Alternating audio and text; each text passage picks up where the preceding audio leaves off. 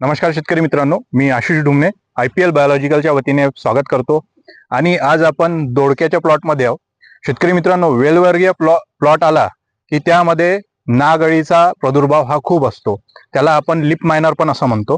तर शेतकरी मित्रांनो, आपल्याला इथे बघता येईल, हा इथे प्रादुर्भाव जो आहे हा इथे बघता येईल आपण ह्या पानावर इथे नागअळीचा प्रादुर्भाव झालेला आहे। हे ओळखायची कशी बघा, हे पानाच्या आतमध्ये वाकड्या तिकड्या सरळ नाग्यासारखा हा इकडे वळतो। हे बघा, हा नागेसारखा वळलाय, तर हा नागअळीचा हा प्रादुर्भाव असतो। आणि हे बघा, काळं काळं पडलेला दिसतं आपल्याला याच्यात। तर शेतकरी मित्रांनो, हे जे आहेत हे नागअळीचा प्रादुर्भाव आहे। आणि हे काय करतं, पानामध्ये सुरुंग करून जातं आणि पान खराब करतं।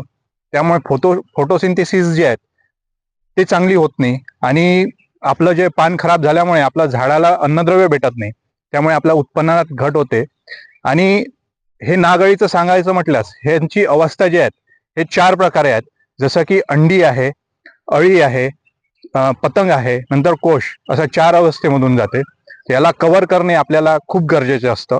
तर शेतकरी मित्रांनो, जर आपण इथे बायोलॉजिकल्समध्ये आपण याला कव्हर करायचं असलं तर याला आपल्याला बेव्हेरिया बॅसियाना आणि मेटारायझा ॲनिसोफोलिया या जैविक कीटकनाशकाची आलटून पालटून स्प्रे करणे आपल्याला इथे गरजेचे आहेत। तुम्ही 2 ते 3दा स्प्रे केले तर आपल्याला इथे नागअळीचा प्रादुर्भाव आपल्याला दिसणार नाही, आणि उत्तम असं प्रतिबंध आपल्याला नागअळीचे करता येईल।